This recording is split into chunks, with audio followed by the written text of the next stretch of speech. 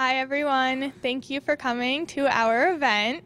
I'm just going to start off, we're going to talk a little bit before, and then we have a high school student who's going to talk after, and Mr. Chaplin is the adjustment counselor at the middle school, and he's going to talk and show a PowerPoint after. Thank you for attending our Cyberbullying Awareness Night. Before we let our guest speakers talk, we would like to tell you why we picked this topic and what we are going to do to help. Stephanie, Analise, and I got together in the beginning of this year, knowing that we wanted to create awareness for a cause, but we didn't know which one. After days of research and discussions, we finally knew the topic that we were going to pick: cyberbullying. It's a topic we believe has been overlooked and it needs more attention. At one point or another, we can all say that we have once been cyberbullied, but luckily it has just been a simple misunderstanding and blew over the next day. This does not happen in most cases. In most cases, cyberbullying happens repeatedly, and the victim becomes more and more upset, which can lead to severe depression. The victim feels alone and helpless. We don't want to see this continue to happen to the students we care about, so we started our campaign to delete. We decided that for our campaign, our target population would be children around the ages of 11 to 14 because this is when they are first introduced to social media sites like Facebook, Twitter, and Instagram. By addressing the problem before it starts, we can work to minimize the amount of cyberbullying in our area. We are focusing on the 3 towns of Norfolk, Rentham, and Plainville. Mr. Chaplin had the same idea and started a class a few years ago where he teaches students lessons about how to use the internet responsibly. Parents like you are a secondary population because we know in most cyberbullying cases, the parents are not aware of it. To start creating awareness for our project, we first went to talk to Mr. Chaplin, the adjustment counselor at the middle school. After meeting with him, we set up a day to go talk to his classes about cyberbullying. This week, we held events each day. Monday, we passed out cyberbullying facts. Tuesday, we showed a public service announcement. Wednesday, students signed our banner that says, "I pledge to delete." Today, students wore blue to show their support, and tomorrow we have our day to delete. For our day to delete, we have 7% of students, 93 for 7% of the student population, to represent students who have attempted suicide because of cyberbullying. In the next few weeks, we'll be visiting the 3 elementary schools. And now we have a high school student, Emmy, who's going to speak about her experiences. Do you have like a podium for this? Okay. That's okay. During the past 5 years, access to technology has skyrocketed. Held in practically everyone's hands are smartphones, iPods, tablets, and laptops. While it may be unfathomable to understand how these devices work, what their capabilities are is extreme. The repeated begging of mom, dad, everybody has one, has led to more and more of the younger generation being granted access to these devices, and with them, granting access to the internet. This is not necessarily a bad thing. Access to the internet creates an open gate to the usage of social networking. Commonly used today are Facebook and Twitter. 95% of teens are online every day. 80% are using social networking sites.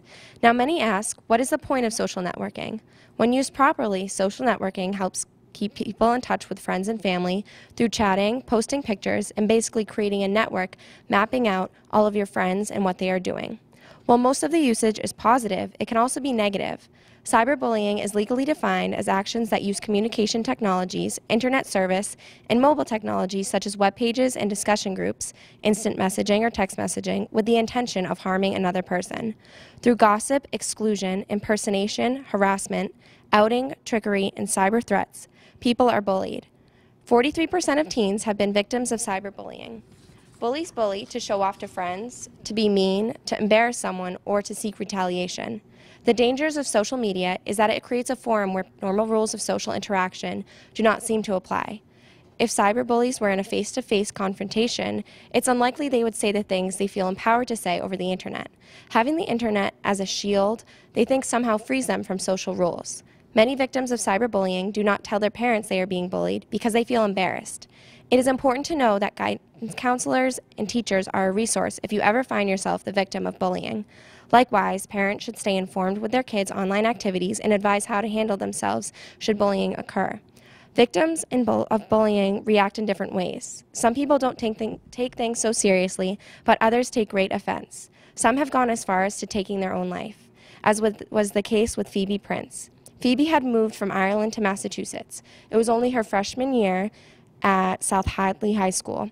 She had a brief romantic fling with a senior football player, and for this, she became the target of cyberbullying. For this, a jealous group of girls bullied Phoebe via text message, Facebook, and at school. These girls harassed Phoebe to the point she feared even going to school. Eventually, Phoebe was so affected by that bullying, she decided to take her own life. Phoebe's incident took place only 2 years ago and drew a lot of attention to the threat of cyberbullying. Since Phoebe and others' incidents, there are now laws and school policies against cyberbullying.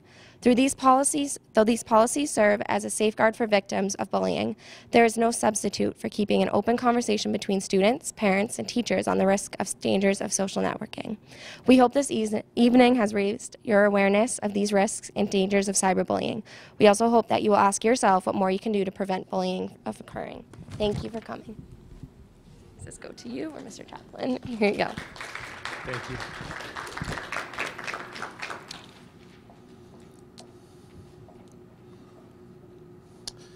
So I'm going to try to fill in some of the gaps in terms of what I've done the last couple of years at the middle school. So can you still see me if I stand here? Okay. So, but you can't see that. So a couple years ago when the bullying law came out, we were asked at the middle school to kind of develop some programming around basically educating. And that first year, I remember, it was probably 4 years ago, the first like 90 days of school, my main job was to kind of, because everyone thought everything was bullying. If I looked the wrong way, it was bullying. So I took that 90 days and really started to educate adults and kids around this, the difference between bullying and conflict, okay? So the program's really grown over the last 3 or 4 years, where it was really we spent a lot of time on bullying and cyberbullying the first year and maybe the half of the second year. But it's really grown into a program to build character, to build compassion with kids, but also to build good digital citizenship, because all this stuff isn't going away. So I don't know about you, some of the older people here, I'm 45, but when I was in middle school, the social media was this. Now, I don't know about you, but I would have to go and put that thing around. I show this to my kids and like, what the heck is that? I don't know what that is. And so for me, it was, you know, I'd call up a friend, hey, do you want to hang out? I'd hang up and we'd go meet somewhere at a park or something. Now, I'd be able to unplug. Okay, to unplug is almost impossible today. Now I challenge anybody here to take out of their pocket. I mean, I have my iPhone right here, and I've checked it 4 times before you guys even got here.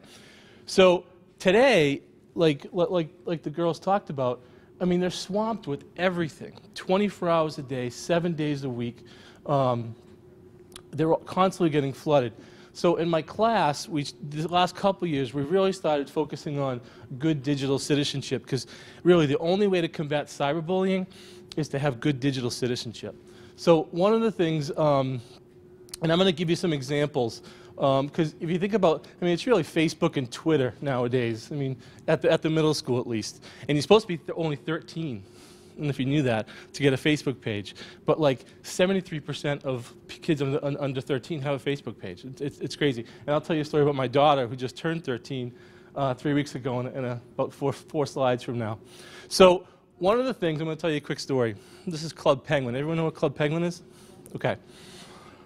This is for first graders, kindergartners. They get this online, you know, social outlet. And they go on there and they can make friends and they can talk to their friends and so forth. So one of the best things about Club Penguin is they have a really good filter system. You can't say a bad word on there. It won't let you. So I was at a training one day, and the presenter was telling a story about a first grader who was on Club Penguin and was trying to call someone dumb. And what happened was he spelt it wrong, and it went through the filter. And the other first grader saw that on the screen, and what was the first thing you think he said? Anybody? Anyone want to take a chance? What was the first thing that first grader said when he saw that word on the screen? Anybody? What? A curse word. That's against the rules. You can't do that. Now, some way, somehow, from first grade to middle school, I don't hear anybody say that anymore. That's against the rules. You shouldn't do that. Okay? And I had to figure out how can I kind of put that back into place. And it really is about good digital citizenship, okay? One of the things that the girls talked about in terms of bullying that I always try to tell is there's 3 essential elements to any type of bullying, whether it's in-person or cyberbullying. And it has to meet these 3 criteria for it to be bullying. So I do most of the bullying investigations at the middle school. So I'm always getting, initially I was getting bombarded with a lot of things. It's very calm right now in terms of, I always investigate a little drama, you know, that happens. But there has to be a power difference, okay, for it to be bullying. Power could be popularity. Power could be size, okay. Online, popularity and volume of people, just the better volume of people seeing it, distinguishes the power difference. It has to be intent to harm, okay. And that can be a gray area, okay, where people are just kidding. You hear that a lot. I was just joking. I was just kidding, okay? And we have to do some education around that. And it has to be repetitive. And the difference with the repetitive on the internet is that it has to, if you do it once on the internet, it automatically repeats because it's out there forever. Anybody can go and access that. So these are the filters that I talk about with all the students. It's a 7th grade course, okay? So I get in front of me about half of the 7th grade class every year. And we go through this. And we're hoping that the ripple effects are going to take up here eventually. So those are the 3 essential elements. Now, like I said before, it's all around us. You know, there's, this is the most common one. The texting one another, you know, tweeting. When these guys came to my class, they were talking about, was it subtweeting? Is that what it's called? I never heard that before because it's big at the high school, I guess. Because there's not that many tweeters down at the middle school. Okay, it hasn't really took on yet. I'm just a novice tweeter myself. But, you know, the subtweeting that goes on here, it's generally around these little mini computers that everyone's carrying around. I bet 90% of us here have it, okay? So one of the things, you know, I try to help educate is, you hit send, it's forever. It's gone. You can't take it back.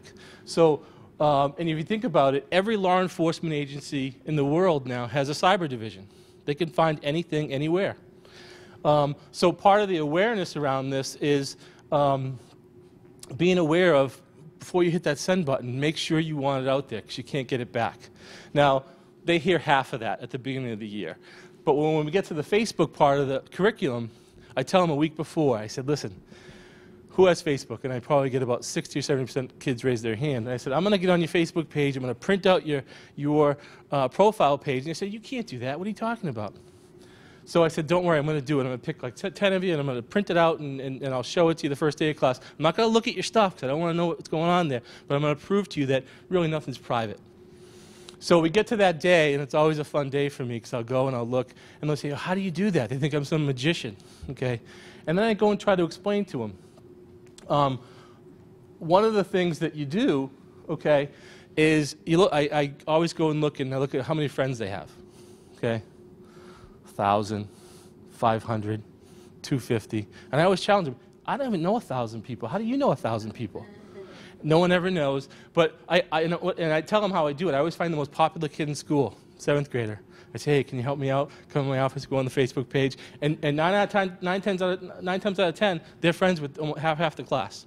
So I print out their page and whatnot. But I go through and I go through the Facebook I spend probably a month on in class. And we go through every little thing. I show them the privacy page. They don't know what that is. How to set your privacy settings. Those are good things to have around digital citizenship. Before I go further, I'm just going to give you a few examples of things that I've investigated down there around cyberbullying. So my favorite story is Mrs. Oliveira, who's the principal here now, was the associate principal down there. So about 2 years ago, we were doing the class for about 2 years at that point. And I was teaching class one morning, and my students would come in and they go, Mr. Chaplin, Mrs. Oliveira's friending everybody on Facebook. What the heck is going on? And I said, she's not friending anybody. I'm telling you right now. I don't know if you're mistaken. She goes, I'm telling you right now, she tried to friend me last night. And I'm like, what? So I get up on Facebook and I'm looking. Well, someone created a fake Facebook page with Mrs. Oliveira. A picture of a family was the profile picture. It was, and you just Google search it, and they found a picture of it, and they put her up there. So the best part of the story is I knew within 10 minutes of school starting. Okay, that was the best thing, because at that point, the culture down there was to talk about it, to come in and tell somebody. So by lunchtime, we knew who it was. We had their parents in there, and I had put. Do you know the story? You didn't know the story. So I had him in my office, and there's really, I'll show you in a minute, there's really no great way to deactivate a Facebook page. All you have to do is log in again. Hey, welcome back. So I had to actually have him go in there, and then I sent him away. I changed the password to something I knew, so I was the one that could activate it again. I always hold it over her head every once in a while, you know, when I see her. I'm going to activate that page. So that was one example. And this kid, he was, and his parents knew he was very tech savvy. He had a lot of strength, okay? But he just made a mistake. And when I looked on the Facebook page, the other good part was that he was, you know, mocking Miss Oliveira and saying he was going to give detentions tomorrow, whatever. And there was probably 5 or 6 comments on the thread of kids that I knew in the school saying, you better not do this. You're going to get caught. Tomorrow they're going to catch you. And I went and found those kids that next day and said, that was a good decision that you made about those comments. Because a lot of people did get in trouble that were commenting as well. So that was one example. You can tell her that tomorrow. Okay, that I told that story. Is this going to be on something? All right. She's okay with it. She's okay with it. So another one is, you know, you get the drama where there was a breakup. Someone broke up with somebody, they were 8th graders. Everyone's shaking their head, okay? And they broke up. It was a bad breakup. I don't know how bad it could be for 8th graders. But she posted on Facebook saying, oh, I wish he was dead. Just kind of talking out loud. Like a lot of breakups happen, okay? We think that. So someone on the thread said, let me know when you want me to do it. No problem. It'll get done. Another student in the middle school. Now, he was joking around too. However, when you joke around on Facebook, everyone sees it. The parent saw it, called the police. Police investigated it, and it was a big to-do the next day. I had them all in my office. We were saying, geez, remember the stuff I told you about after you hit send? And we had to just, every time we're doing a piece of education around it. Okay, so it's a lot less now. I do have a little bit of drama, texting back and forth. I have parents sending me screen pictures of the texts that's going back and forth. And again, my first job is to kind of educate, geez, why'd you do that? Okay, because nothing's private. I'm going to eventually see it. So another good one was just kind of texting back and forth drama. That was this week, where they went back and forth. They were saying some not so nice things to one another. It went on for a couple of days, and then finally they told somebody. The best thing is, I believe that down there they're very open. They tell me at least right away, which is a good thing. We want them to be comfortable, students comfortable telling an adult. It doesn't have to be me. It could be anybody, any adult. So I told you about my daughter. This is her right here. She turned 13 a month ago. That's a picture of her when she was a baby. It was less than a year old. So she comes to me before her, she was, I don't know, she's going to be 13 in 2 weeks. She goes, Dad, I want a Facebook page. And I'm like, oh, man. I've pushed this off as long as I could. And when I thought about it, you know, she texts a lot with her friends. She's pretty responsible. You know, she does a lot of stuff with school. You know, they do a lot of online stuff that she's constantly doing homework and, you know, all these different programs. So I said, okay. So lucky her dad teaches, of course, in Facebook. So she got a crash course over a weekend about how to set your privacy settings, to go through all of that. And I set a number. I said, this is the number of friends you can have right now. We'll start at 25. And then after that, we'll talk about it. And she goes, well, do you want to be friends with me? I said, I don't want to be friends with you because I want to be able to give you some space here, but I want to know your password. I want to know, you know, to look on every once in a while. And I said, you know, I gave her the whole spiel about, you know, what you put up there. Everything I tell kids over the last couple of years, you know, what you put up there, it's gone. You know, don't get sucked into drama when people are, you know, talking on your thread or whatnot. Be careful what pictures you got to put up there. Don't put a lot up there. Because another story I told these guys, I have a friend who was over in vacation. He was in Italy. He was driving down the road with his family. It was a great vacation. He comes around the corner. Do you remember this story? Goes around the corner, and he's pulling up to this billboard, and he's like, he's getting close to the billboard. It's a picture of him and his son. He's like, what the hell's going on here? He pulls over. He takes the number down from the billboard company, and he says, calls up the billboard company. He says, listen, I don't know what you're talking about. We buy these pictures from a data warehouse. It's whatever. And it was a picture he posted on Facebook. and once you post something on Facebook, Facebook owns it. I don't know if you knew that. And they can do whatever they want with it. Okay? It's in that terms of agreement that no one ever reads, that they just hit accept to, which is another class I do about reading that stuff. No one reads it. I never read it either. But the stuff's in there. Okay? So it was impossible. It was a nice, clean picture. It wasn't anything bad or anything. So I told her that story, and I said, once you put pictures up there, they're not yours anymore. So she puts a couple up there every once in a while, her and her friends. But the most important part of the Facebook discussion I do is I get kids thinking about what changes would you make if we can go in a time machine and go find Zuckerberg at Harvard in 1986 or whenever it was and say, hey, we got problems in 2012. What changes would you make? So I get them thinking about what they would do. How almost everybody says, oh, I'll have different filters. Well, how? And once in a while I'll get kids thinking about, well, we should have a timer. It should automatically time after 3 hours or whatever. And they have made changes to Facebook over the last couple of years. I always love talking about the privacy settings. And the privacy setting initially was public, which is everybody. Then they had a category called Friends of Friends, which is just a funny way of saying public, because it's everybody. It's everywhere in the world. And then you had Friends Only, and that was it.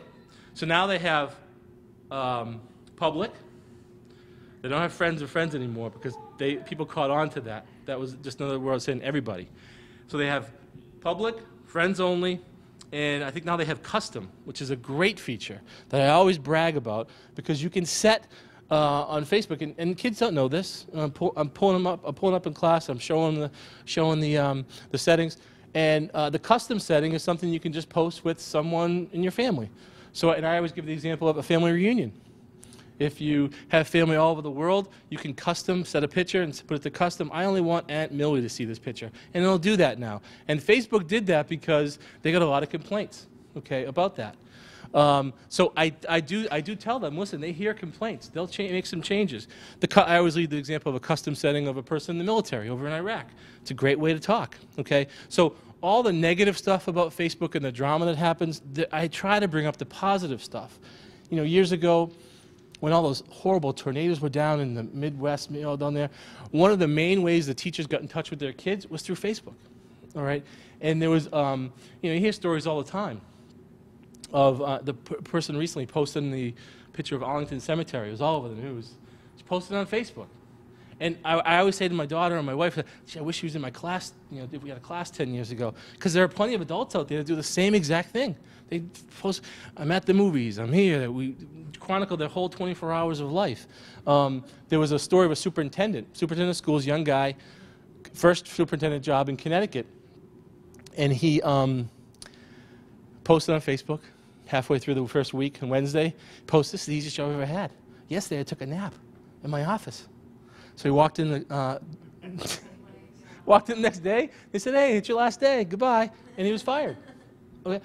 Again, he wasn't thinking. He didn't have a filter himself about what should I post and not post. So there's plenty of adults. I tell these kids, kids all the time, there's plenty of adults that don't have a filter either. Okay? But I want them to have one because they're going to keep moving on. They're going to be here one day, and they're going to be subtweeting or whatever it is. Okay? And I want them to think twice about what they're putting out there because you can really never get it back. And I talk about how, every law enforcement agency has a cyber division or whatnot, and they'll find it. Another good example of Facebook was a person posted on Facebook that he was cutting, and he was telling it to a friend.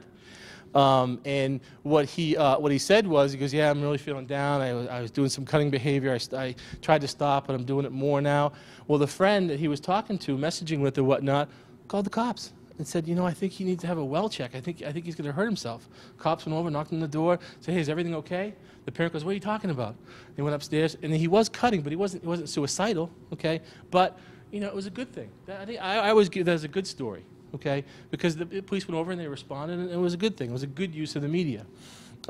So my daughter's a novice. She's a month into this now, okay? And she's really smart. She'll go in, and I'll always say, hey, how many friends you up to? She goes, I only have 20, whatever. I said, when you get 25, we can talk. We maybe go a little higher. But she had a little get-together, a little 13-year-old get-together at my house 2 weeks ago, a little post-birthday party. So 6 13-year-olds are there, and It was during the Patriots game, too. I'm not sure who planned this. I definitely didn't plan it. My wife planned it. And so they're upstairs. They're, raising hell, and they're having fun. So the party's over. Everyone had a great time, and there was 6 of them. And so they get home, and they're logging on Facebook. And there's one girl who wasn't invited because there was a cap on the number. Thank God my wife had a cap on the number of people that could come. And the outside girl started to chirp. Oh, I heard you were talking about me at your party. And all of a sudden the thread started coming. My daughter didn't say a word. She goes, I'm not getting into that drama. I'll talk to her tomorrow in school. I said, we didn't do anything. But everyone else was saying, I can't believe they would do that. I can't. I said, good decision. You just earned a little stripe in my book. Okay, you didn't get sucked into the drama. But that, I'll tell you, drama happens all the time. Am I right? Okay, all the time. And I think if you don't get sucked into it, you don't feed into it. Okay? So this is the Christmas card. All right? So I'm hoping, okay, that as adults, we have to model good behavior. Now, I have to tell you, I have an iPhone. My wife has an iPhone.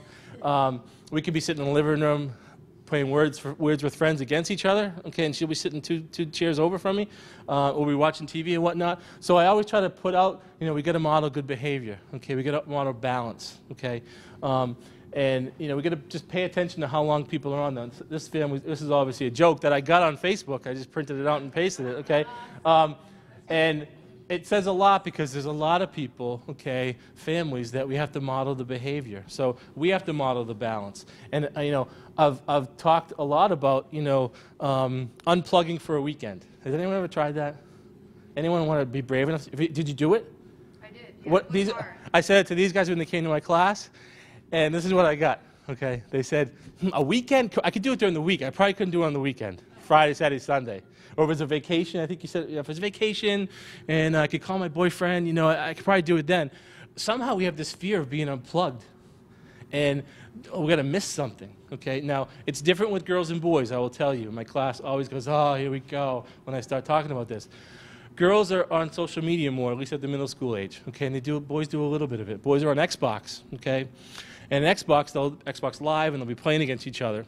And the funny thing is, if someone starts bullying someone on Xbox during the game, what do you think the boys do?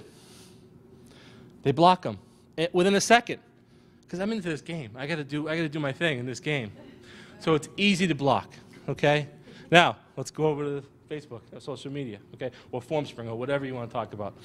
I asked the girls, would you ever block someone? Well, no. How would I know what was going on? I'll miss something. And we have to get beyond that. Okay, and it's hard. I don't know if I could unplug. You're brave. I don't know. I tried it one time, and I said to my wife, "Oh, I got to check something for work. I got to go and look, and do something." I snuck on over here, but it's hard. And I tell kids, it's hard. I get it. Okay, but you got to do it responsibly. That's how we're gonna combat cyberbullying. Years ago, when I first started this course, the big catchword was we have to teach them how to be able to have the courage to confront. And I bought into that for a little while, okay? Now I don't say that anymore. I say you have to have the courage to have compassion. Because if you can have compassion, you're not going to get sucked into that. All the bullying stuff that you were talking about in terms of Phoebe Cates or whatnot. See, I believe no one really commits suicide because they were cyberbullied. I think they commit suicide because they feel alone, and they feel everybody feels the same way as the bully, because no one else is saying anything. And if you I tell the kids down there all the time, if you see bullying happening, you can do something. You don't have to do something then, okay? You could tell somebody, tell me or whatnot, but the best thing for you to do is after it's over, if someone's razzing someone or verbally abusing someone, after it's over, go up to the target and say, I don't agree with what that person just said. I don't. It goes a long way, because in their mind, they feel like everybody's thinking that because no one else is speaking up. Now, at the middle school, I've been pushing kindness forever, since I've been there. And building that kindness up. If you ever check out the website, look at the video 9 months. Every week I'm on there giving a kindness tip of the week, or I'm recognizing someone who is kind. And I think that's how you build compassion. And if we can continue to do that, we're going to be okay. Let me see where I'm at here. So Unplugged, we talk about that. Teaching kids empathy, what I'm talking about, the kindness. So if someone goes up to someone and says, hey, I don't agree with that, I'll walk you to class. The other rule I have in my class is no one sits alone, all right? And I purposely don't group people. It's four groups of tables, okay? No one sits alone. I say that on the first day. So little by slow, I have to remind them the first couple of days, first couple of weeks. Hey, someone's sitting alone, figure it out. And I turn my back, and then no one's sitting alone. I want that to morph into the cafeteria, okay? I want people to think about, okay, maybe that person's sitting alone. I'm going to go say, hey, you want to come and sit with me? Or we could sit with you, or whatever. That goes a long way of building compassion, a long way. So teaching kids empathy. Helping kids understand the line between funny and cruel, because the line gets crossed a lot. And if no one confronts the person, they're going to continue to do it. Make sure you talk to someone. I don't really care who it is, an adult preferably, but you got to talk to someone about it. Because once the jig is up, we can do something about it. And for me, down at the middle school, bus, hallway, sometimes in the gym when changing or whatnot, in the locker room. But you got to be able to tell somebody. And I believe they're at a really good place down there where I find things out within half hour of school opening. Help your kid not to be a bystander. I mean, it's a hard thing to do because sometimes we're bystanders. I always talk about horses wearing those things and not really seeing anything. All I want them to do is open up their eyes a little bit, think a little differently about it, and show them how to stop. The only way to stop it, whether it's real bullying face-to-face or cyberbullying, is to tell somebody and then take the action steps, because once the jig is up, the bully's power goes way down. And the great thing about social media, texting and Facebook posting and whatnot, it's all evidence. You can print it out. A mom sent me an email attached to it. There was 10 pages of text going back and forth. And what I told that mom was, you know what? What your daughter did was she kept going on about it. She was saying, stop, don't do it anymore. She just blocked her. Well, I don't know how to. She said, blocking would take 60 days to kick in. I said, no. Blocking happens instantly, and you have to renew it in 90 days. So we have to be aware of how to do that, okay? Whether it's on the cell phone, Verizon, or whatever it is, Facebook, blocking someone on Facebook, or just unfriending somebody. No one knows 1,000 people as far as I'm concerned. When I first got on Facebook, I went a little crazy. People from middle school were friending me. And I'm like, oh, this is great. Then I said, I never talked to this person in middle school or high school. Why do I want to talk to him now? And I unfriended him. So every once in a while, I have about 200, and my number is 200. So if someone wants to be my friend, I have to look at my list and get someone off. It's always a nice little habit to have. So show them how to stop it, okay?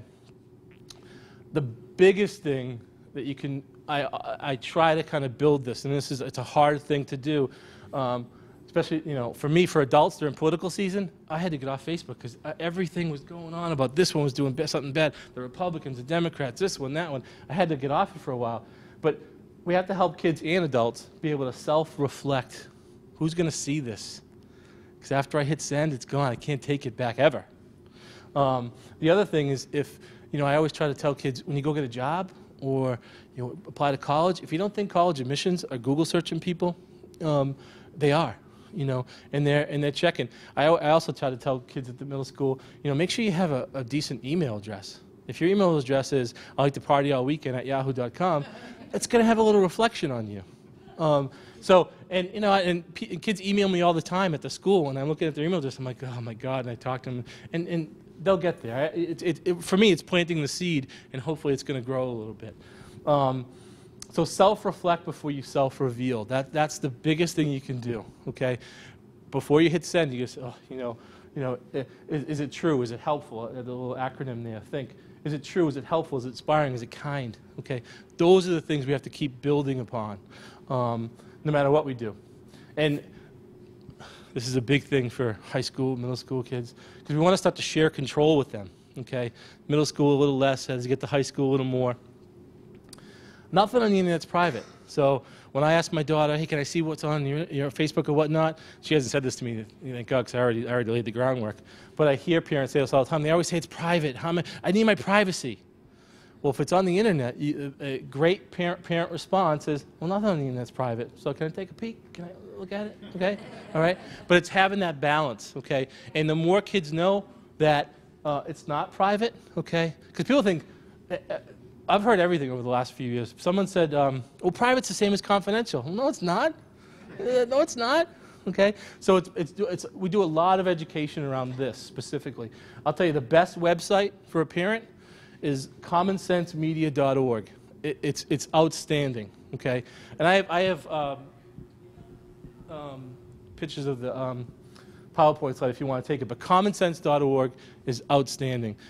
Talking about digital citizenship and so forth, it's outstanding.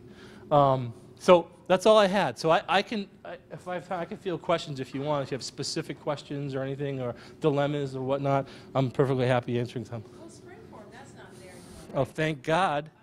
FormSpring. FormSpring was the worst possible thing. Anyone ever on FormSpring? Be honest. God, I know you were. Anyone over here on FormSpring? Of course you were. I know you were. So FormSpring was the worst. It was like this. You throw a question out there. Does Bill wear purple underwear? And everyone throwing their 2 cents in.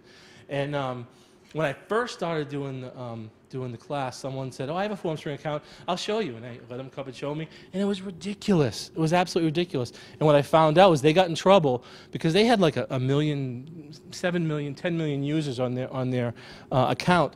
And in their customer service office, they had 2 people. So if you had a complaint, there was no way you were getting through. And it caught up to them, and they had to shut down. Finally, it was just an awful. And I would say the same thing to it was mainly girls on there. Sorry, I would say the same thing. Why are you on there? Well, I want to know what people think. I'm like, why? But that's gone, thank God. Anyone else? Isn't Instagram like? Oh, geez. Instagram is the big thing. And my wonderful daughter said, she goes, "Oh, Dad, I just posted something on Instagram." I'm like, "What? We didn't talk about Instagram. We talked about Facebook. What are you talking about?" And she goes, "Oh, I thought that was okay. I thought it was, And I'm like, what do you mean?" I go, well, she goes, "Dad, I checked the privacy settings. It's a private. It's only 3 of my friends. That's all we do." So I didn't know. I'm not a big Instagram person. I had to go on and check it. And I'm like, all right, it was okay. It was an okay decision. I said, but pictures are pictures. I think it's a little different, Instagram, where they don't sell it to data warehouses or anything like that. But there'll be something else 2 months from now or next year. I always think they're going to start leaving Facebook because most of our adults are on it, and they're not going to want to be on it anymore. What else? Anything else? Nothing? Yeah. Facebook went public. Yeah. And when it went public, what happened to, I did the same thing when I first got Facebook. Yeah. I had to know the password. Mm-hmm. I didn't want to be the friend. Mhm. I didn't want to get top of Facebook. I didn't want them to be a friend because I didn't want to see her. I didn't want her to see my business. Exactly. And I know Yeah. that, but I know their password. So if Yeah. I want to go on there and check it. Yeah. to this But day- check their privacy settings. Well, I do. I And actually friend set settings. Yeah, and their friend settings are important. Yep. and I checked it. Yep. See if they've Yep. But when it went public, I heard that now no matter what you do, you still don't have control. I think that's one of those snoops thing that you put out. I think it's you still have some control. All those controls that they set in there. But you have to go in every once in a while. They'll reset them. Right. Whoops! I hit the wrong button. Sorry. And they'll reset everything. So I always tell kids, check it every couple of months. Go check your privacy settings because you have more control on Facebook than you did 3 years ago because you can check off if someone ever wants to tag you, you're going to get notified. If someone ever mentions you on Facebook, you're going to get notified. So those are all good things to kind of start to practice. Yeah. So I have a question. So when you block somebody, right, which is like your point, there's always this perception of, well, if I block that, they're going to immediately know. I don't think they do. Well, unfriend they do. Yeah. Well, I know on Twitter, if you block someone, they know if they go to your profile, it doesn't say like this person followed me. Mm-hmm. Mm-hmm. I don't think on friends they know. No. I have no problem blocking someone. But I think we have to get over that mindset of, well, what are they going to say? Well, they're being mean to you but in public. Who cares what they're going to say? Yeah. So I think the more we can get them comfortable with just blocking and going. I mean, I went through it this week with 2 girls, and she goes, "Oh, I did block them on Facebook, but I didn't block them on text. I didn't want to realize." I said, "Well, it's up to you. It's up to you, but you can do that. And sometimes you have to fall down a bunch of times to kind of really get enough courage to kind of do it. But I think it's easy. And on Facebook, when I'm doing the lesson, I'll pull it up. I have a fake Facebook page that I have to teach on, and I'll pull it up and I'll show them exactly where the privacy settings are, and then there's always a few brave souls that say, I'll open mine, Mr. Chaplin, and they'll bring it up and they'll come up, and I'll say, all right, how many friends do you have? 1,000. I said, and everyone's like, oh, boo, and then they go to their privacy settings and it's public, and I'm like, well, why don't you change that? Why don't you put it to friends only? I always thought they would have a. I really want to. I've written into Zuckerberg when I did the when I do those units with the kids. I said, can you please create a friend category that says real friends only? That'd be great, because it gets people thinking who your real friends are. Real friends don't treat you that way in public, online, and social media. And so little by slow. I mean, it's the drama's not totally away. The problem I'm thinking about, though, when you block someone out, right, and this stuff's going on about you. Yep. So everybody's talking about you. It's great. You don't see it. But yeah, but then again, you kind of want to know. Well, Because then here we you don't know go. what they're I saying. can't be unplugged. I need to know what they're saying. But then it's like, then you know what's happening out there, and then the next day at school, the kids are walking in, and all this stuff, so it's Yeah. like you don't even know what they said Yeah, about you. it's hard. It's really hard. You'll find out what they say about you. I guarantee you, rocking around. Okay, but I think you're. I always say, listen, you're 50% of this. You're 50% of any relationship you're ever in that you can control. Is that you don't want to know. And the funny thing is, if you do that enough, people are gonna stop telling you. And after that, people are gonna stop writing stuff about you. It's not getting to them. So, but it's a hard lesson, believe me. I've been sucked into some drama on Facebook too, but I have to kind of remind myself, what am I doing? You know, but it's a hard thing. But we got to start talking about it, because if we don't, technology is not changing. It's going to keep coming at us and coming at us. And there's a lot of good things that you can do on Facebook. I know a lot of the sports teams talk, on Facebook. I have a couple of Facebook pages for clubs that I run at the middle school that we can talk about. And I'm always pushing, because you got to be able to practice this. It's not, and you're gonna make mistakes and you're gonna learn from them. But you have to kind of go through it. So, yeah. All right, I have a daughter that was bullied Mhm. by a boyfriend. Mhm. I blocked her. Mhm. I blocked her. Yep. She just didn't have. Yep. It was a couple of years ago. Yep. She didn't have enough strength Mhm. to kind of block him. Mhm. She was just really saying horrible things. I actually printed it out, got to the point, took it to the vice principal, got nowhere. Yeah. He told me, even though he read it all, Here? it wasn't. Here? No, Oh. it wasn't on here. So I'll talk to that vice principal. Yeah. I want to know that why, what, all right, first of all, was it a private school? So Mhm. Oh, there you go. Okay.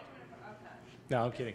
I was furious. Right. So the party line that you'll hear is that, geez, if it happens outside of school, it's not affecting your daughter in school, then we really can't do anything. Guess what? It affects everybody in school. I always go with that. With something like that, if I came to Go to police. go to the police, Absolutely.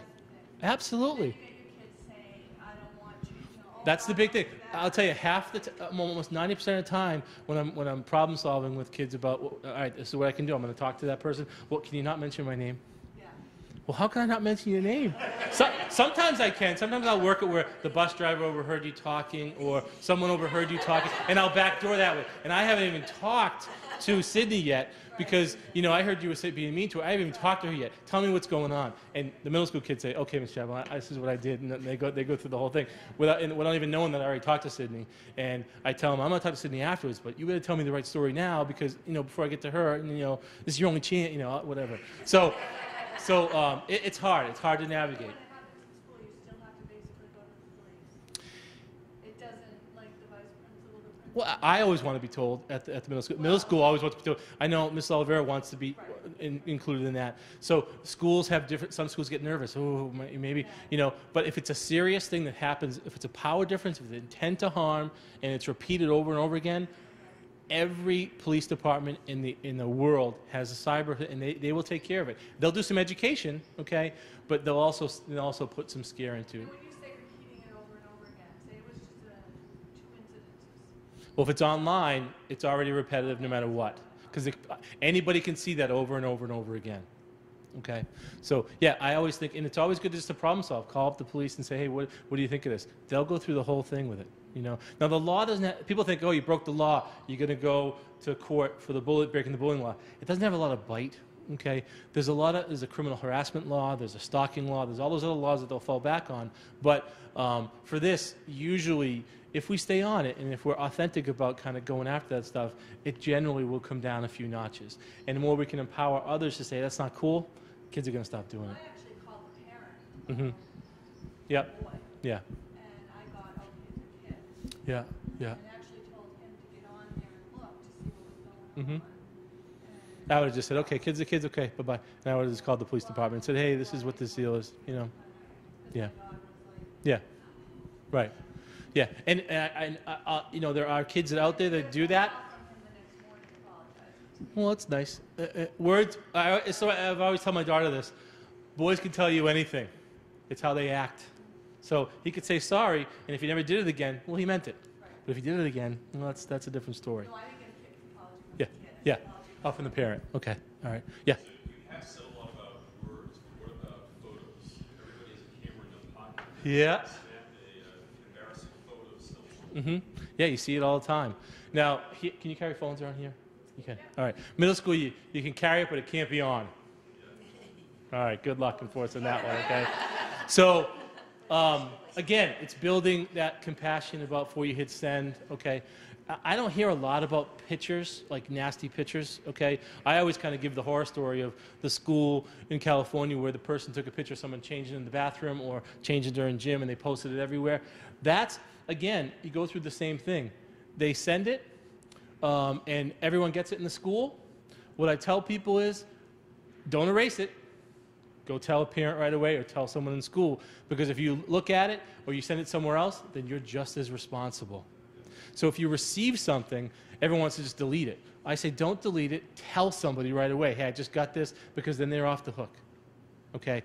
It can be a quagmire sometimes, walking through it, okay? But once that goes out to everybody, it's evidence. And if you go through with talking to the police, talking to us, we can look at it, we say, hey, you know, and people can deny it, well, I didn't do it. Well, that cyber division of the Rentham police, they tracked it back to your, well, I didn't have my phone that day. Well, what are you talking about? It's your phone. You're responsible for it. You know, so we get into those kind of conversations, but it's the same thing. Build people's compassion up, build people's courage up, okay? And you know, on the bus, people will snap pictures. They come right in and say, snap pictures on the bus, whoever it is.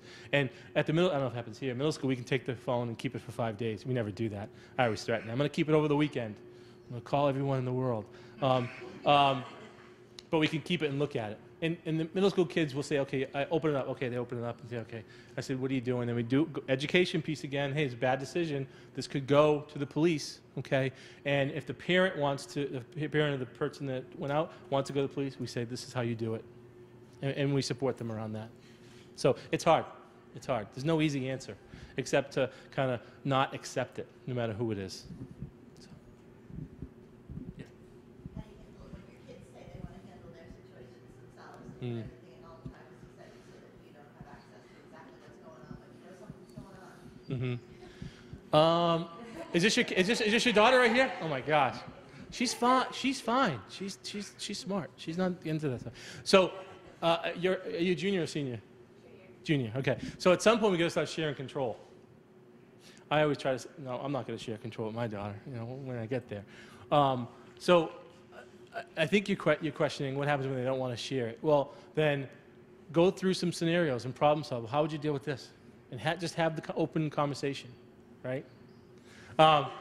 Just have an open conversation and trust that. I always say, and I've been doing this for 20 years, I always would tell parents until I have my kids, listen, they're going to get it. Don't worry. They're going to get it. Okay. And a lot of times, parents will call me up and panic-stricken, and I have to just kind of gently remind them of their child's strengths, because they have strengths. I'm sure she has many strengths. And I think you have to kind of, as a parent, I have to remind myself, okay? Because my daughter's been involved in some bullying stuff at her school. She's been the target of some.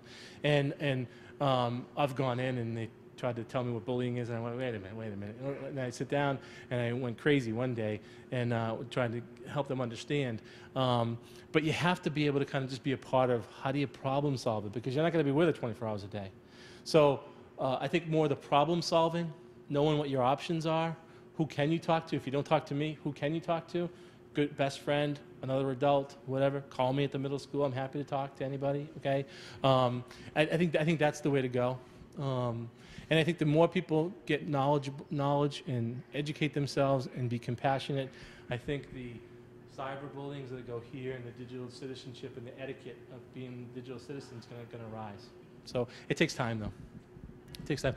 There is hardly the amount of investigating I have to do at the middle school now after 3 or 4 years is minimal now. There's a little drama, and I always have to kind of work at it and plant more seeds, but I think it's minimal now. I don't know how it is here. We'll have to talk about the subtweeting. How was the tweeting? How was it on that? I don't do that, so What I is don't know. subtweeting? All right, go ahead. I kind of missed that lesson. Subtweeting is tweeting about someone without tagging them in the tweet. So it's like the person knows it's about them, but their name isn't actually in it. So it's something like this. You know the 3 girls in blue that put on the cyber thing, and they'd say whatever. It wasn't so lame. It was ridiculous. Out to everybody, to the class of KP 2013. Now they might get it. They're not saying any names technically, but a good knowledgeable person would guess that it's them.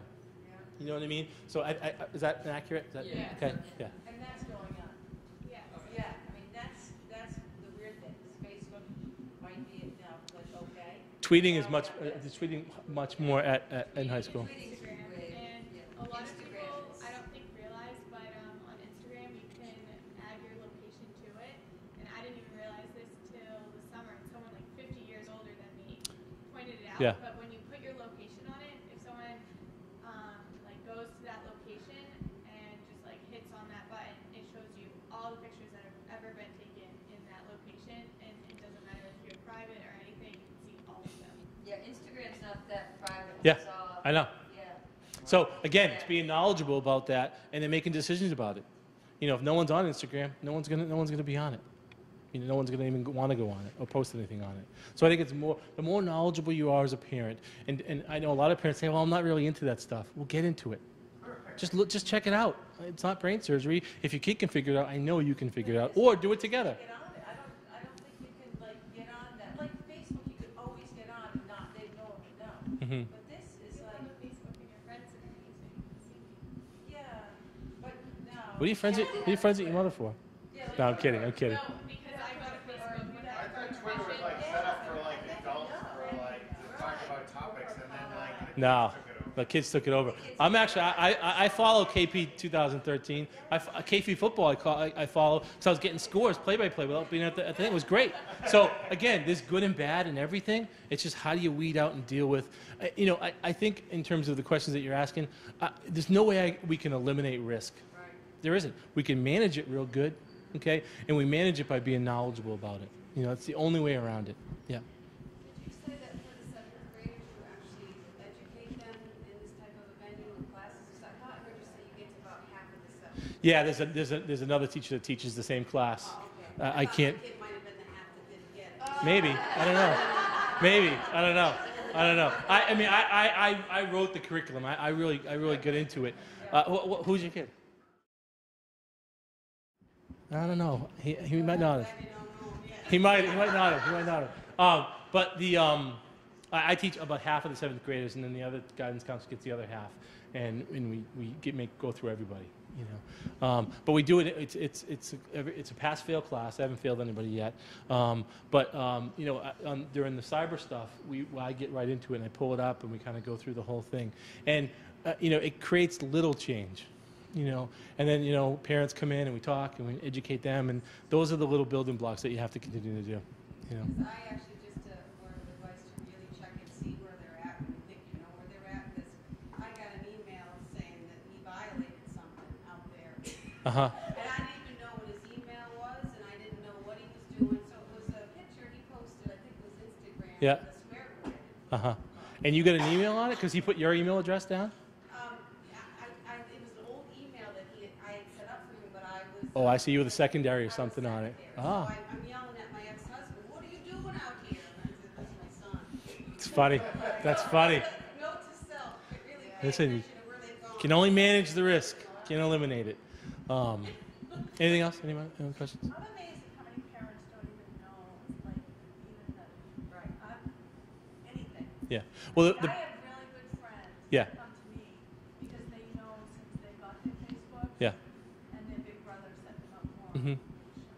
I mean, if you go on that website, that commonsensemedia.org, it from nuts and bolts, it'll kind of go exactly through the steps. All intelligent people. Sure. Working people that are. Well, the parent that talked to me this week about the blocking, I'm not really sure how to do that. I think it takes 60 days to kick in. You tell them what not to do, but you have to double check. Yeah. Because they will just do it and say, oh, to your point, your daughter went on another site and thought it was okay. That's right. So you have to keep That's right. checking. And she was grounded for a month for that. No, she wasn't. No.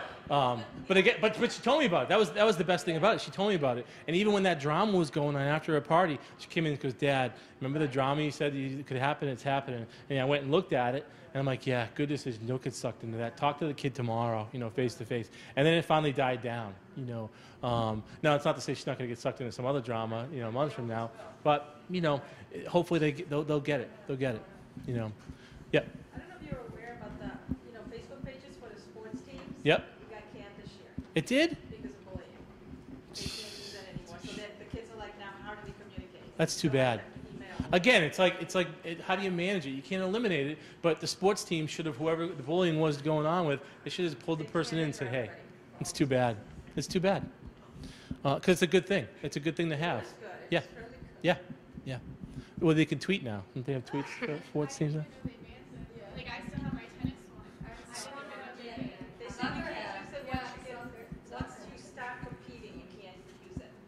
When Oh, you started practicing in gymnastics, we can't use it. which kind of defeats the purpose. So before you practice, you can use it. Okay. The captains can use it, but as soon as you start, Hmm. that's what Mr. Sherritt told me.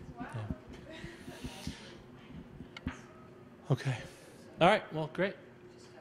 I'm at the middle school. You can always send me an email if you're stuck, and I can help guide you or whatever. Okay. Great. Thanks for having me. I just wanted to say last thank you everyone for coming. We still have some coffee, tea, water, food, if anyone wants anything on their way out. But if you guys have any more questions, just let us know, and thank you for coming.